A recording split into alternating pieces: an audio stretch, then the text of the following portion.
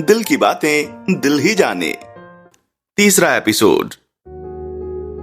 जब जानवी वो बॉक्स खोलती है तो उसमें वही नेकलेस था। जानवी हैरान हो जाती है। वो बॉक्स से दुकानदार का नंबर देख के उसे फोन करती है। हेलो हेलो, कौन? सर, मैं वही हूं जो सुबह आपकी दुकान में आई थी और मुझे एक नेकलेस पसंद आया था, पर वो बुक था। जी मैम, बोलिए। आ गया ना नेकलेस आपके पास? कोई परेशानी तो नहीं आई? नहीं, पर ये मेरे पास कैसे आया? आपने तो मना कर दिया था। अरे मैम, आपने पहले नहीं बताया था कि आप अर्नव सर के साथ हैं। मैं तो ये तभी आपको दे देता। वो क्यों? जानवी हैरान थी। आपको नहीं पता? ये शॉपिंग मॉल उन्होंने ही बनवाया है। सब उन्हें जानते हैं। उनके कहने पर ही बिल वाले सेक्शन में मैंने वहां भिजवा दिया था। और बिल? वो तो सर ने मुझे ऊपर ही दे दिया था। Okay, thank you very much. Janvi सीधा अर्नव के कमरे में जाती है। वो दरवाजा खटखटाती है। कम इन। राजू, कॉफी टेबल पर रख जाओ और मुझे कुछ नहीं चाहिए, सो जाओ। अर्नव बिना ऊपर देखे बोलता है और काम करने लग जाता है। सॉरी मिस्टर रायचंद, मैं तो कॉफी नहीं लाई। ओह, आप यहाँ? कोई परेशानी तो नहीं है? हाँ है ना, ये नेकलेस और नेकलेस वाला डिब्बा। वो अर्नव के पास में रख देती है। अच्छा, इससे क्या प्रॉब्लम है? आप बस इसका कॉस्ट बताएं, तभी मैं ये लूंगी। ये तोहफा मेरी तरफ से नहीं है, आपके प्यारे अंकल यानी मेरे छोटे पापा की तरफ से है। मैं मॉल में उस दुकानदार से बात कर रहा था, तभी छोटे पापा की कॉल आई। उन्हें जब पता चला तो उन्होंने मुझे लेने के लिए कह दिया। बस दैट्स इट। अगर अब भी कोई प्रॉब्लम है तो मैं उन्हें फोन कर देता हूँ।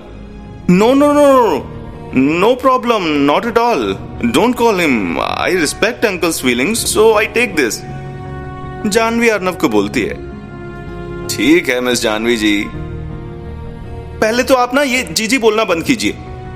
ओके, तो आप भी मुझे रायचंद बोलना बंद कीजिए। तो क्या अब आपको अर्नव जी ऐसे बोलूं?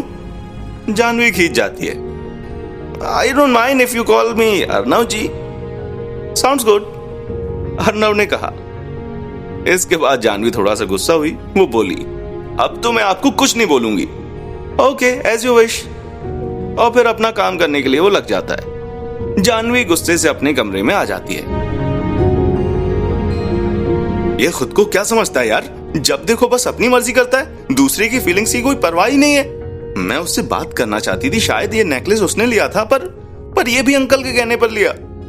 बस बहुत हुआ। आज के बाद मैं तभी बात करूंगी जब वो पहले से बात करेगा। जानवी गुस्से में खुद से बातें करते करते सो जाती है। इधर अर्नव कुछ सोचता है। शुक्र है कि मैंने छोटे पापा को फोन पर कहा कि उन्हें जानवी और दादू को कोई तोहफा देना चाहिए, नहीं तो ये नेकलेस मुझे अपनी ओर से देना होता। और मैं ये नहीं कर सकता। उसे कोई उम्मीद नहीं दे सकता मैं, और उसे उदास भी नहीं देख सकता। पता नहीं क्या हो गया एक ही रात में कि वो मुझे इतनी अच्छी सी लगती है। चलो, अब वो गुस्से में ही सही, पर दूर तो रहेगी मुझसे। रात गहरा गई, पर अर्नव की आंखों में नींद नहीं थी। उसके सामने जानवी का रोता हुआ चेहरा आ रहा था। वो चुपके से जानवी के कमरे में गया और उसे सोता हुआ देखकर सुकून आया। जिन लोगों ने तुमको रुलाया था और बदतमीजी की थी, उनको उनके किए की सजा तो जरूर मिलेगी। अर्नव ने उन लोगों का पता लगा लिया और उन्हें उनके किए की सजा भी दी। अगले दिन अर्नव पूरा दिन बाहर रहा और दादू और जानवी भी इस शहर में घर खरीदने की सोचकर ऑनलाइन ही घर ढूंढने लगे। शाम को अर्नव आया तो दादू ने उसे बताया कि जानवी के पापा का फोन आया था। वो एक घर यहाँ भी लेना चाहते हैं, क्योंकि जानवी भी अपनी लॉ की प्रैक्टिस तेरे पापा के अंडर करना चाहती है। अभी तक उसने कोई केस नहीं लड़ाया और ना ही कोई स्टडी किया है। बिल्कुल कच्ची है। अभी तो उसके लिए इंडिया के बेस्ट वकील के साथ ही शुरुआत करनी चाहिए। अर्नव ने कहा, जी दादू, कल छोटे पापा भी आ रहे हैं, फिर हम मिलकर एक घर ढूंढ लेंगे। जानवी अर्नव को देखती है पर बोलती कुछ नहीं है। अगले दिन अर्नव के पापा भी आ जाते हैं। दादू और ऋषभ रायचंद एक दूसरे से मिलकर बहुत खुश होते हैं और बातें करते हैं। ऋषभ, तुम्हें पता है कि यश के यहाँ से जाने का क्या कारण था? जब 2 साल पहले जानवी की माँ की मौत हुई, जानवी अंदर से टूट गई। डॉक्टर ने हमें जानवी को उसकी माँ की यादों से दूर करने के लिए कहा, नहीं तो जानवी इस सदमे से कभी बाहर नहीं आ पाती। फिर मैंने ही यश को यहाँ आने के लिए मनाया था। अब जानवी बहुत अच्छी है, बस अपनी माँ की यादों को खुशी के लिए याद करती है, ना कि दुख हुई होकर। इसलिए यश यहाँ एक घर लेना चाहता है, पर वो यहाँ नहीं आएगा। मुझे पता है धनराज जी, ना वो मुझसे बात करेगा। कोई बात नहीं, घर के पास ये घर है हमारे, वहां आप अपना घर बनवा लीजिए। और इतने में अर्नव आ जाता है। जी दादू, मैंने तो डिजाइन भी बनवा लिया है, ये देखिए 3-4 महीनों में आपका घर रेडी हो जाएगा। हाँ, और ये बात जानवी को कोई नहीं बताएगा, हम उसे सरप्राइज देंगे। जो हुक्म आपका दादू। जानवी और दादू का घर तैयार हो गया था, पर जानवी को कुछ नहीं पता था। वो इन 4 महीनों में ऋषभ के साथ ही काम करती रही और बहुत कुछ सीख गई। अर्नव उनका घर बनाने में लगा रहा, पर दोनों एक ही घर में रहकर बात नहीं करते थे। जानवी बस अर्नव के बोलने का ही इंतजार करती रही, पर इन महीनों में अर्नव से उसे बहुत लगाव हो गया था। वो सुबह अर्नव को देखती और फिर रात को और फिर सारा दिन उसे ही अपने साथ महसूस करती। अर्नव भी कभी जानवी के पास नहीं गया, बस दूर रहकर उसे देखता और कोई भी परेशानी नहीं आने देता। दोनों के बीच एक अनकहा सा और बहुत गहरा रिश्ता बन गया। जानवी बेटा, तुम्हारे लिए एक सरप्राइज है। एक दिन दादू जानवी को बोलते हैं। क्या दादू? चलो कार में बैठो, बताता हूं। दादू और जानवी एक बड़े से घर के आगे कार रोकते हैं। घर के बाहर बोर्ड लगा हुआ था, जानवी मेंशन। जानवी दादू की तरफ देखने लगती है। अंदर तो चलो बेटा। इसके बाद वो अंदर जाती है और सामने देखती है कि ऋषभ अंकल और अर्नव खड़े हुए थे। जानवी, ये रहा हमारा घर। तभी जानवी सामने दीवार पर देखती है, उसकी और उसकी मां की एक बहुत प्यारी तस्वीर लगी होती है। जानवी भागकर दादू के गले से लग जाती है और थैंक्स बोलने लग जाती है। उसकी आंखें भर आती हैं। अरे मेरी प्रिंसेस, ऐसे नहीं रोते। और मैंने तो घर बनाने का सपना देखा था, पूरा तो अर्नव ने किया, और ये फोटो भी उसी ने लगवाई है। तो कैसा लगा मेरी बच्ची को ये घर? बहुत प्यारा है दादू। जानवी बस अब अर्नव की तरफ देखती है। तभी ऋषभ आकर धनराज को कुछ बोलता है। बेटा, हमें एक जरूरी काम से जाना होगा, तुम जानवी को घर दिखा के वापस ले जाना। ठीक है छोटे पापा। अब जानवी और अर्नव अकेले थे घर में। चलो जानवी, मैं तुम्हें पूरा घर दिखा देता हूं। अर्नव के मुंह से जानवी ने बहुत दिनों बाद अपना नाम सुना था, वो भी बिना जी के। वो मुस्कुराने लगी। चलो अर्नव जी, आप मुझे घर दिखा दीजिए। और दोनों हंसने लग जाते हैं। जानवी पूरा घर देखती है। बाहर आकर अर्नव उससे पूछता है, तो जानवी कैसा लगा घर? बहुत अच्छा है, बिल्कुल मेरी पसंद का घर। आपको मेरी पसंद का कैसे? ओह हाँ, दादू ने बताया होगा। हाँ, दादू ने कहा था सब कुछ तुम्हारी पसंद का, तो मैंने सब कुछ पता कर लिया। Once again thank you so much for everything. और अपना हाथ वो आगे बढ़ा देती है और अर्नव भी उसका हाथ थाम लेता है। इट्स ओके जानवी, वो उसे प्यार से बोलता है। तो हम अब जानवी। हाँ जी चलिए। दोनों कार में बैठ जाते हैं। अर्नव और जानवी घर के लिए निकल जाते हैं। इधर ऋषभ और धनराज थोड़ा सा परेशान हो रहे होते हैं। ऋषभ, तुम्हें पता है, अगर यश यहां होता तो अर्नव को देखकर बहुत ज्यादा भावुक हो जाता, और जो सच से अर्नव इतने सालों से दूर है उसे पता चल जाता तो। नहीं, मेरा बच्चा मुझसे दूर हो जाएगा, मैं ये नहीं होने दे सकता। उसके बिना मैं मर जाऊंगा। आप यश को समझाएं कि वो कुछ ना बोले। अब घर देखने तो वो आ ही रहा है, पर हम अर्नव को उससे दूर रखेंगे, तुम चिंता मत करना। और दोनों अपना काम करने लग जाते हैं। जानवी और अर्नव भी आ जाते हैं। दोनों अपने अपने कमरे में चले जाते हैं। अर्नव अभी भी जानवी का हाथ अपने हाथों में महसूस कर रहा था कि तभी एक फोन कॉल आता है। हेलो। दूसरी तरफ से आवाज आती है। जी बोलिए सर। मैं आ रहा हूं, पर तुम्हारे लिए और जो होगा देखा जाएगा। अपना और उसका ख्याल रखना। जी सर। अर्नव फिर से जानवी के ख्यालों में खो जाता है। इधर जानवी भी खुश थी। इतने दिनों बाद आज अर्नव से बात हो गई थी। वो अपने कमरे से देखती है कि ऋषभ रायचंद बाहर खड़े कुछ उलझन में हैं। वो उनके पास जाती है और पूछती है, व्हाट हैपन अंकल?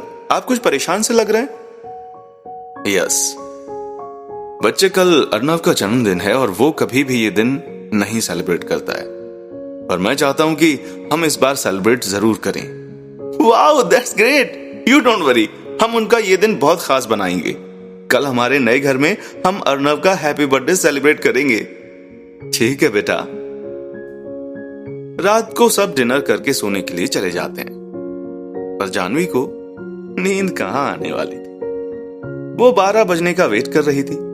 जैसे ही 12 बजते हैं वो चुपचाप अर्नव के कमरे में गई और उसे जगाने लगी। अर्नव जी, उठो अर्नव जी, उठो ना यार। जानवी, तुम? अर्नव हड़बड़ा जाता है। तुम यहाँ क्या कर रही हो, वो भी इतनी रात को? कुछ हुआ क्या? तुम ठीक तो हो? हाँ, मैं ठीक हूं। चलो ना, धीरे से बाहर मेरे साथ चलो, तुम, कोई जरूरी काम है मुझे। व्हाट? क्या हुआ जानवी? चलो ना, फिर बताती हूं।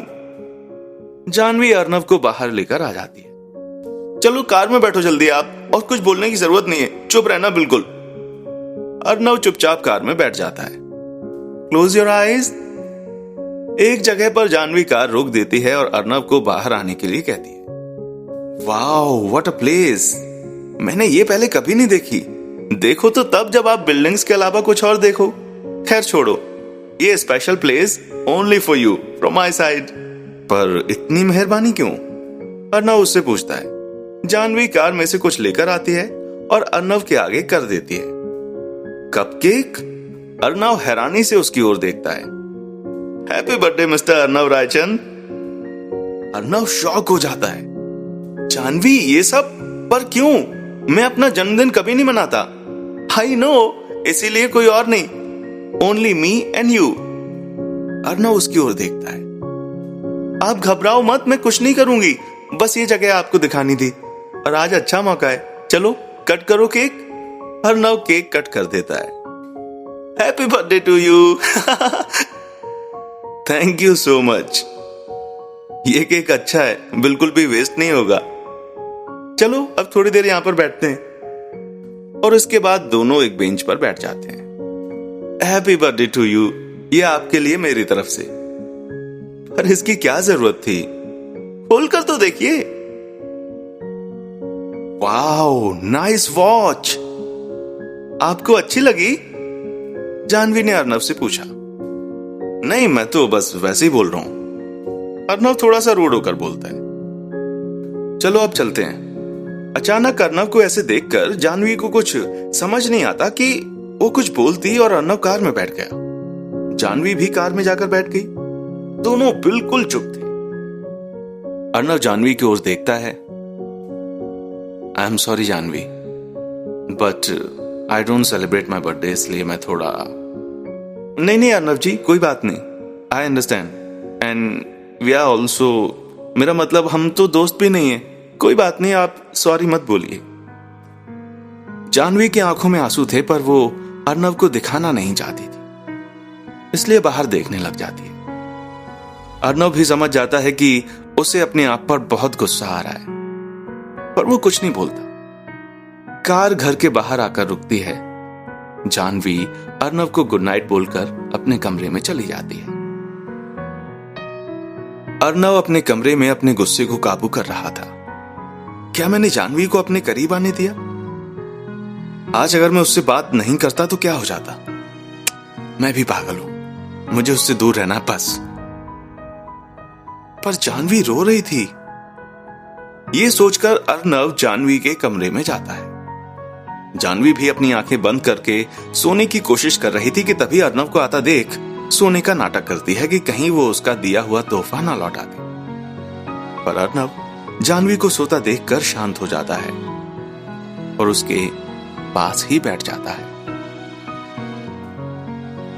पता है जानवी, मैं ये सब नहीं करना चाहता था, पर मैं तुम्हें अपने पास नहीं आने दे सकता। मुझे अभी बहुत कुछ करना है, पर अगर तुम साथ होगी तो हर पल तुमसे दूर जाने का डर लगा रहेगा। इसलिए ना चाहते हुए भी मुझे तुमसे ऐसे बात करनी पड़ी, पर मैं एक वादा करता हूं तुमसे और अपने आप से। मेरा काम खत्म होते ही मैं तुमसे अपने दिल की बात कहूंगा, आई प्रॉमिस। और इतना बोलकर जानवी के माथे पर वो किस करता है और चला जाता है। जाह्नवी के लिए ये सब एक सपने की तरह था। मैं भी आपसे वादा करती हूं कि आपका इंतजार करूंगी और कभी भी आपका जो भी काम हो मैं बीच में नहीं आऊंगी। और आज से आप कभी भी अनकंफर्टेबल फील नहीं करेंगे, मेरी वजह से तो बिल्कुल भी नहीं। अगले दिन सब अर्नव को विश करते हैं। बेटा, आज शाम एक छोटी सी पार्टी है जाह्नवी मेंशन में। धनराज जी और जाह्नवी आज ही शिफ्ट हो रहे हैं और तुम्हारा जन्मदिन मनाना उनकी इच्छा थी तो मैं मना नहीं कर पाया। No problem, I will come, but only house party, no outsider. Okay छोटे पापा? ओके बेटा। अर्नव चला जाता है। अरे वाह, आज अर्नव इतनी जल्दी मान गया। ये सोचकर ऋषभ रायचंद हैरान हो जाते हैं पर खुश भी बहुत होते हैं। शाम को सब जाह्नवी के घर आते हैं। पार्टी में बस अर्नव के छोटे पापा, दादू और घर के सब नौकर और अर्नव के 2 दोस्त थे जो बचपन से उसके साथ थे पर कुछ सालों से कनाडा में थे। जब अर्नव आता है तो उन्हें देखकर खुश हो जाता है। सब कुछ अर्नव की पसंद का था। थैंक यू छोटे पापा और दादू, this is really very nice and beautiful.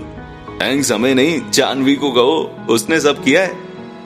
पर वो तो सुबह से मुझे दिखाई नहीं दी। अर्नव दादू की ओर देखता है। बेटा, हमें भी नहीं पता, वो तो सुबह ही निकल गई थी। बोल रही थी कि शाम को ही सीधा मिलूंगी, पर अब तक आई नहीं। अर्नव को और भी ज्यादा चिंता हो जाती है। उसे लगता है कि उसके गुस्सा करने से जाह्नवी कहीं चली गई है।